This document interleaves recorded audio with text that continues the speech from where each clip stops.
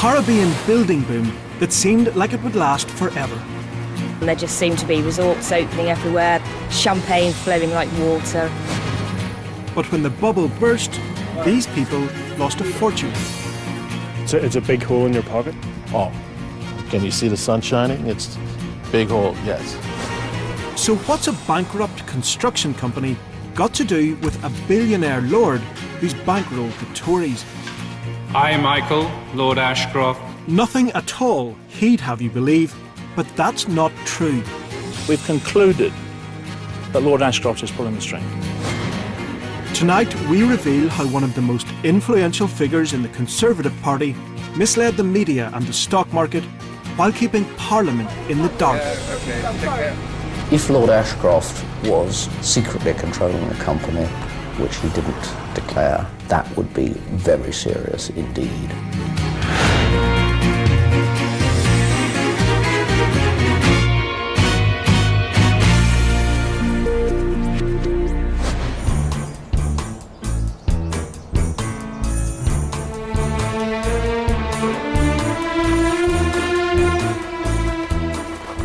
This is a story about a secretive billionaire who's given more than £10 million to the Conservative Party. He's probably the biggest political donor in British history.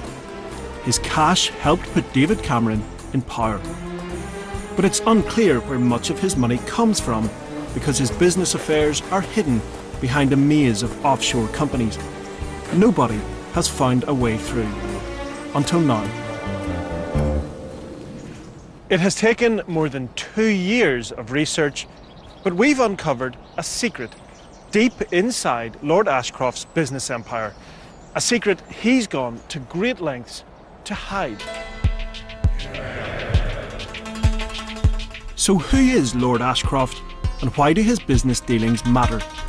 Michael Anthony Ashcroft has been a peer of the realm since the year 2000. I, Michael, Lord Ashcroft, do swear by Almighty God that I will be faithful and... He was nominated by his good friend, the Foreign Secretary, William Hague. Lord Ashcroft has been Treasurer and Deputy Chairman of the Conservative Party. At the last election, his tax status became a major issue when he was forced to admit that he hadn't been paying full UK tax on his worldwide earnings.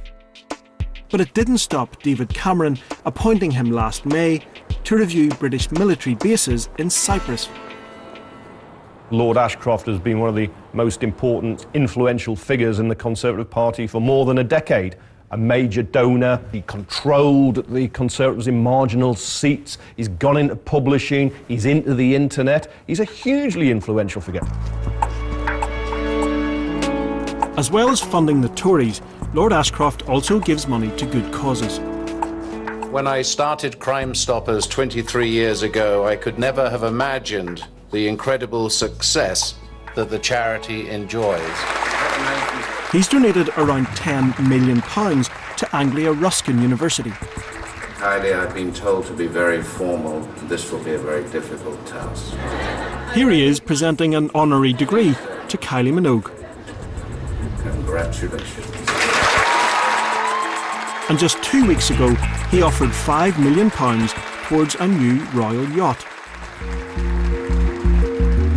Lord Ashcroft started with a simple cleaning company, and his business empire now stretches around the globe. Much of his money has been made in offshore tax havens. It's a strange world where nothing is quite what it seems. Even the experts can't work out what's going on. Well, it's very, very difficult to follow and unravel and understand because there are numerous companies and the offshore companies don't publish any accounts, they don't file any information with any regulators that is worthwhile, so it becomes impossible to unravel and understand. We've been investigating one particular business, a construction company called Johnston International, which has become highly controversial.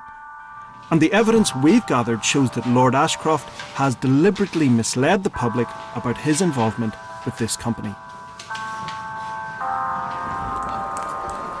The story starts in the place Johnston called home. We're off to the Caribbean. It's a tough job, but someone's got to do it.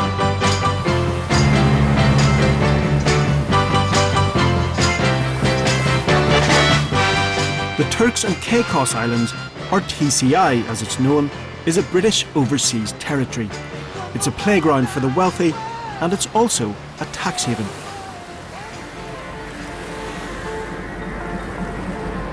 For years, Johnston International was the biggest construction company here.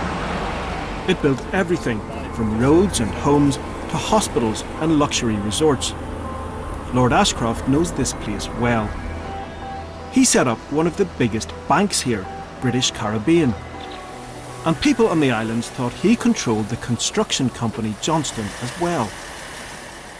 It's not difficult to see why people thought there was a connection between Lord Ashcroft and Johnston International. This is his bank, and Johnston was based just upstairs. In fact, almost everyone we spoke to here thought Lord Ashcroft was the man behind Johnston, which is odd because he sold the company years ago. Back in 1999, Lord Ashcroft announced the sale of Johnston to the London Stock Exchange. So the city thought it was no longer anything to do with him. There are strict rules about this type of announcement. The essence of successful markets is that participants are honest in their disclosure. So there are an abundance of disclosure rules in all markets, whether it's the London Stock Exchange, the AIM market, the New York Stock Exchange. There are books of rules related to disclosure because market participants expect and deserve effective and fair, honest disclosure. So as far as the stock market was concerned, Lord Ashcroft was no longer involved in Johnston's business. Parliament thought the same, because he's never said a word to suggest otherwise. We have to register all relevant interests, business or personal, which might reasonably be thought to influence our parliamentary actions. And it's a very important principle, not just whether they have in practice influenced those actions, but whether a reasonable person would think that they could.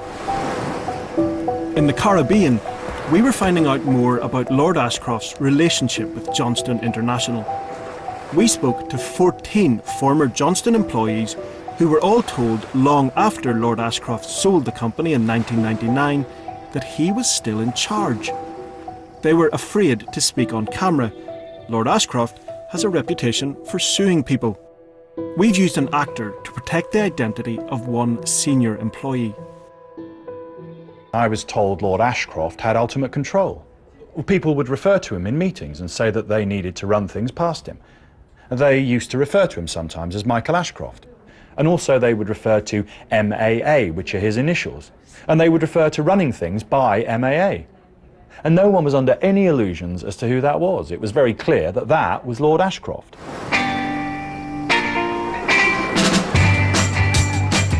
For most of the last decade, the builders Johnston International had plenty of business.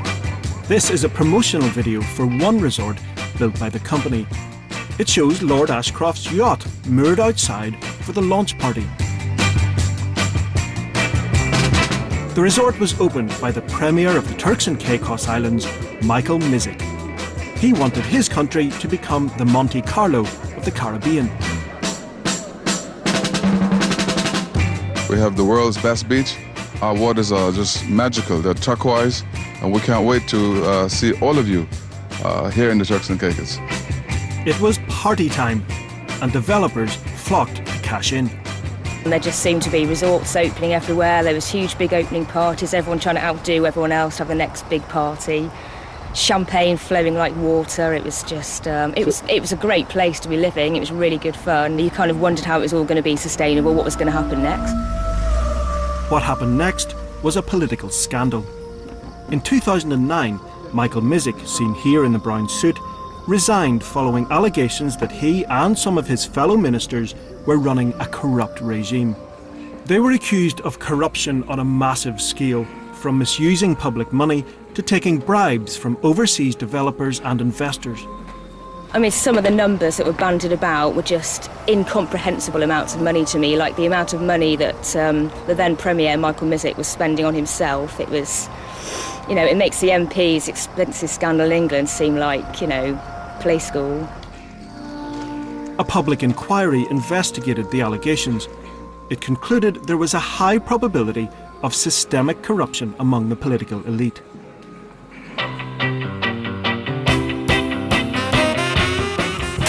The deputy leader of the main opposition party has faced unrelated investment fraud allegations himself, but he's been cleared to hold political office. He says the public inquiry was an eye-opener.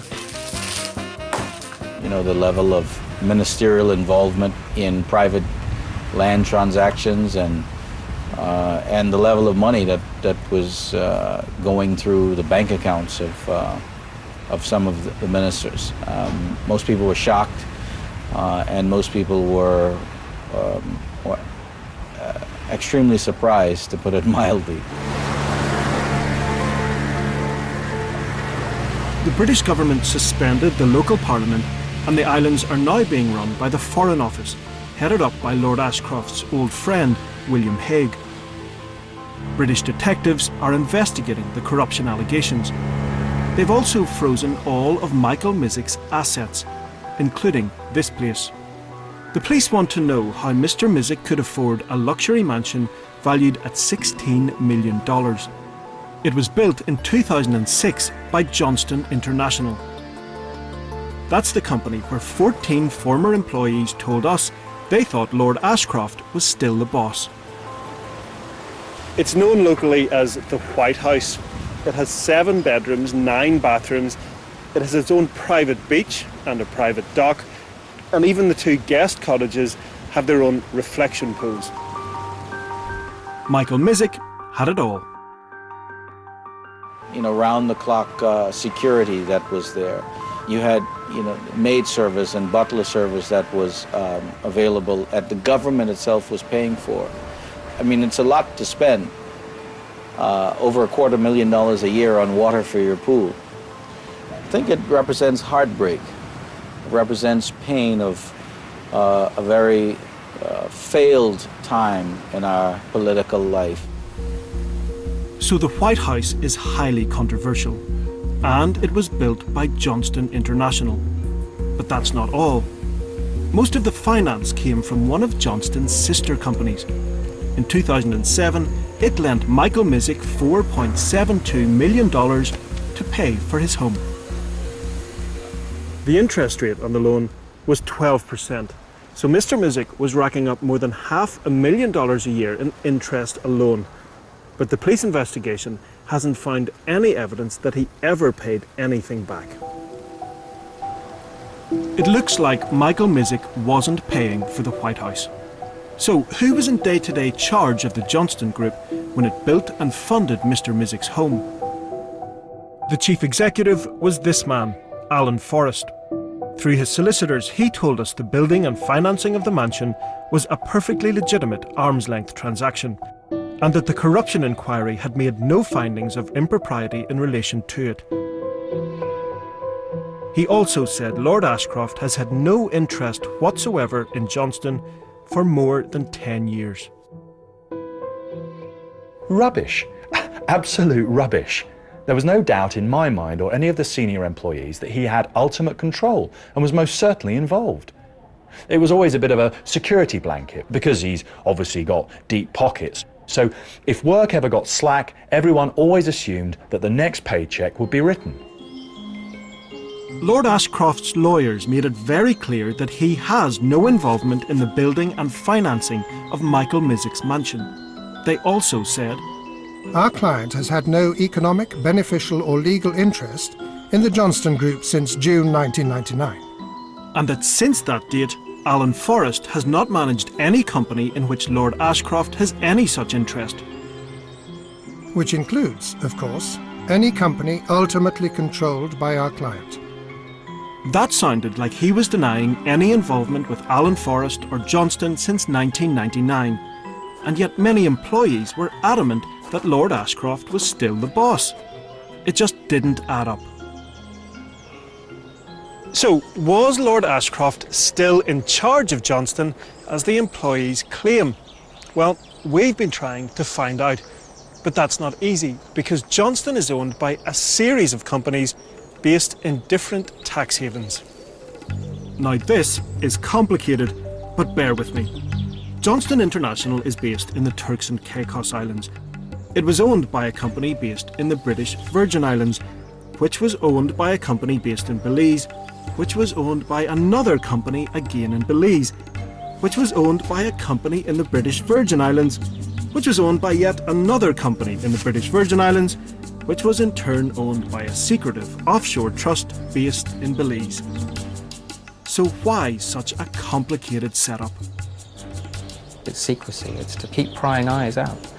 Each offshore layer is a barrier to information, and it will slow investigations down, and you will meet a brick wall. So you can never, quite often, you just cannot confirm. You have the strongest suspicions about what's happening, but you cannot get the final confirmation. Johnston's chief executive, Alan Forrest, said there was nothing suspicious about the ownership structure and that Johnston complied with regulatory requirements. But the offshore maze made it difficult for us to get any further. We had reached a dead end. We put out a programme about Lord Ashcroft in 2010, but because of his denials about Johnston, we didn't mention the company. Other journalists were also asking questions about his relationship with the construction firm, and they decided to publish. The Independent newspaper received similar denials from Lord Ashcroft, but it ran a story anyway, linking him with Johnston and the Mizik mansion. And now Lord Ashcroft is suing the paper for libel. Michael Ashcroft is very litigious. He's not afraid to reach former learned friends, because it's very chilling if you're probing his business affairs. It's not easy. It's difficult to get to the bottom of them. You know that he's waiting. He'll wait to pounce. And if you get something wrong, he's got very deep pockets. He's got very sharp lawyers. Lord Ashcroft's threats and legal action closed down the story linking him to the Michael Mizik mansion. And it might have stayed that way if the company at the centre of it all hadn't closed down too. Johnston's workers were locked out without warning. Just happened so fast, unbelievable. Just on a Friday afternoon, I sent my little guy up here, the little gentleman to go up to collect the wages. He going to pick the wages up, and he called me and said the office is closed. And from there, it went right downhill, real fast. Johnston's end was a messy one. It went down with debts of around $30 million. Creditors have come to see whether they can get any money back. We're here, chasing money owed on contracts. How much? Oh, over 100,000, 120,000. 120,000? Yes. So it's a big hole in your pocket? Oh, can you see the sun shining? It's a big hole, yes. Johnston's employees haven't been paid either. But there's bad news for them in the creditors' meeting. The cash they were hoping for has already been claimed by Lord Ashcroft's bank. There are a lot of frustrated people in there, people who are owed a great deal of money. And the liquidator says that British Caribbean Bank, Lord Ashcroft's bank, has taken $2 million that should have gone to the workers. The bank says the cash was security for loans, and that this security ranks in priority to claims by unsecured creditors, including employees. The bank's legal advice is that the transfer of secured assets to BCB was entirely proper in every respect. But former employees have been left thousands of dollars out of pocket. It's a lot of money here. Well, when I've really checked it up, it was $19,000 I've checked up. $19,000? Yes, it was. All of us feel the same way right now, because we all need money. We got families, we got school started a few months ago, we have bills to pay, and there's nothing much going on. I was actually looking forward for that money because it could have helped me out a lot on my home, building my home, but I haven't heard anything back. Back at Lord Ashcroft's bank, there's another unhappy customer. Chris Johnson is an accountant who has come to the islands to wind up Johnston's parent company. It's called Oxford Ventures, and it's also gone bust. For the past year, he's been trying to get information about Oxford Ventures' bank account, but the bank won't help. I've sent numerous emails, faxes, letters by courier to this bank here and its sister bank in Belize, and I don't even have the courtesy of a response. What do you think of the bank's behaviour, its response here? Well, it's a disgrace. It's outrageous that they won't give me bank statements and they won't give me loan agreements and guarantees. I'm running Oxford and they're my banker. It's incredible that a bank will not give its own client these documents. The bank's solicitors told us that due to TCI laws on banking confidentiality, the bank could not respond to an overseas liquidator until the TCI courts recognised the authority of that liquidator. Chris Johnston was recognised by the TCI courts 2 months ago, but the bank has now started a legal challenge to his authority. The crucial question is just who was the driving force behind the companies at the centre of our investigation, Johnston and its parent, Oxford Ventures. Over the past year, Panorama has obtained evidence that has convinced us Lord Ashcroft was really in charge of both. We discovered that he had business meetings with the chief executive, Alan Forrest. Sometimes Lord Ashcroft used a false name. On one of his trips to see Alan Forrest, Lord Ashcroft stayed here at Ocean Club West, but he didn't use his real name for the reservation. He booked in as Mr. Webster.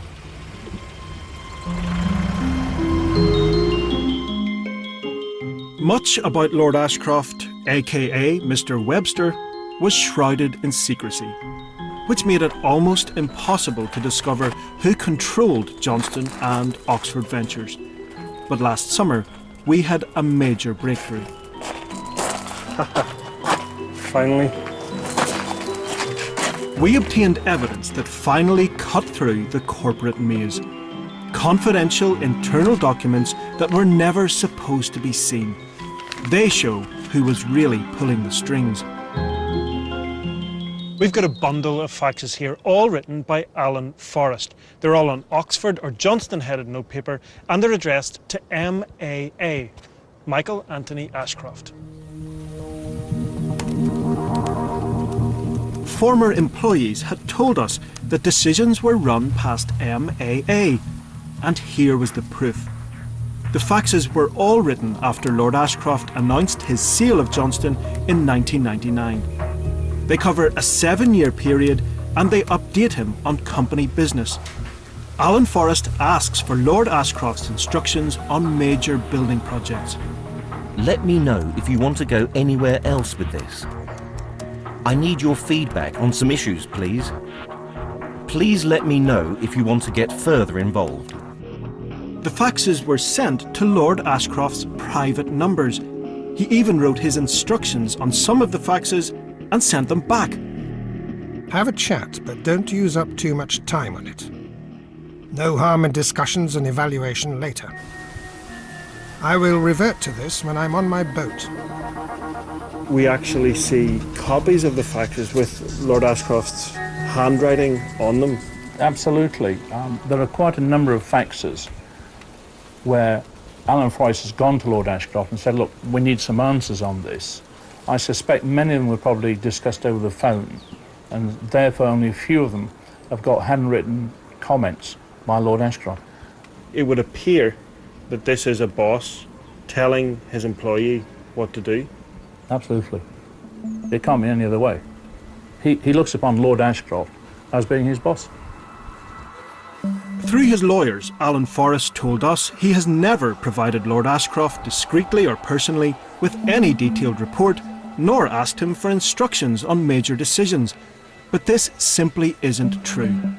Our faxes show the chief executive is lying about Lord Ashcroft's involvement. And there's more. In this one, Alan Forrest thanks Lord Ashcroft for a pay rise. Dear Michael, he says, a short note to say thank you for the salary increase. Much appreciated. A strange thing to say to someone who isn't your boss. Alan Forrest denies that Lord Ashcroft had personal approval over his pay and other benefits. But we've got another fax where he thanks Lord Ashcroft for a bonus worth $300,000. And then we obtained the most damning one of all. After a trip to Belize, Alan Forrest wrote a fax to Lord Ashcroft about Johnston's parent company, Oxford Ventures.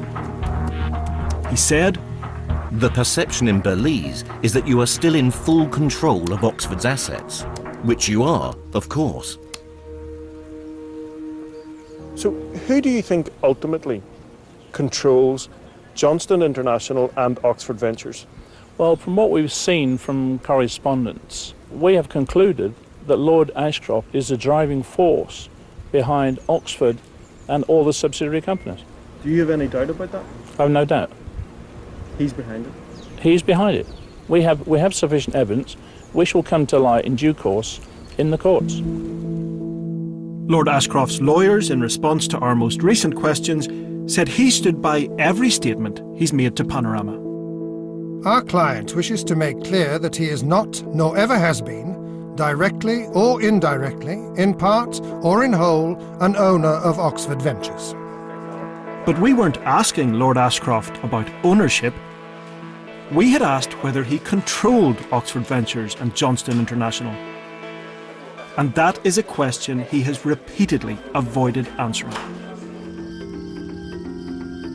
The police investigation into corruption on the islands is now gathering pace.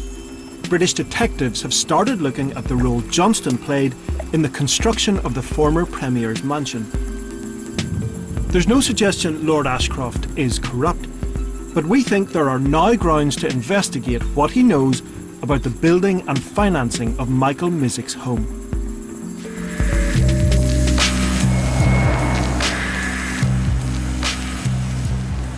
Back in the UK, our new evidence is also important, because the question of Lord Ashcroft's involvement with Johnston is about to be raised in the British courts.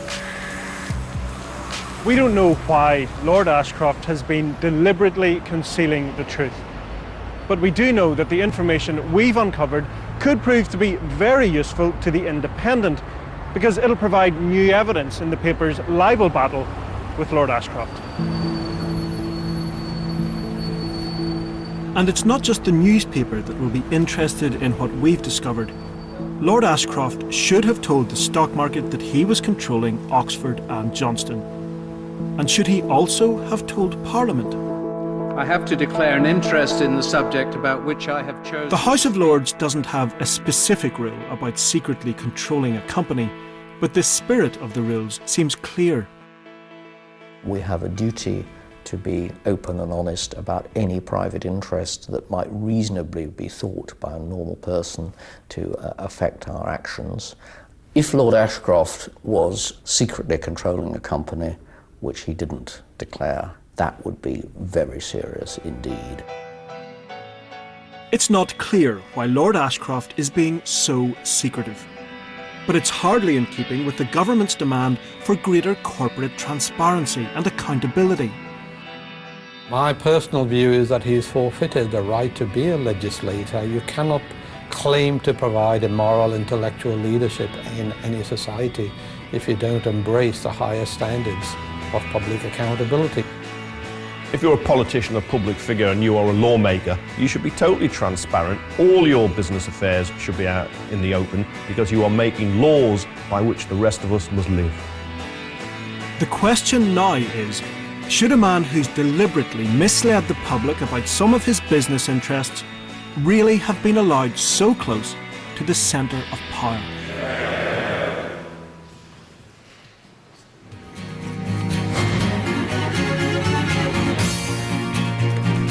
An hour of comedy starts next here on BBC One with the royal bodyguard stumbling into a hen party.